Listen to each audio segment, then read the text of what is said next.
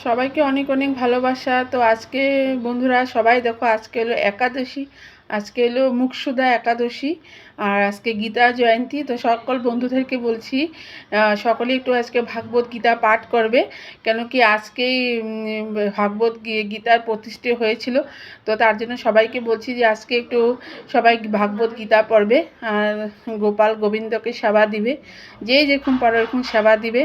তো সকলকে বলছি আজকে মুকসুদা একাদশীর অনেক অনেক ভালোবাসা। সকলেই ভালো থাকবে। সবাইকে জয় গোপাল, হরে কৃষ্ণ, হরি বল। মুকসুদা একাদশী, আর বলছিলাম কি আজকে তো এলো গীতা জয়ন্তী, তার জন্য গীতা ভাগবত গীতাকে তুলসী দিয়েছি, ফুল দিয়েছি, এটা ফুলের মালা দিয়েছি, আর প্রসাদ দিয়েছি। সবাইকে ভাগবত গীতাকে দর্শন করানো। দেখো, আজকে তো সোমবার, আমি শিবকে জল দিই, আর আজকে একাদশীও, আর আজকে সোমবারও সবাই শিবকে জল দিয়েছি। সবাই দেখো।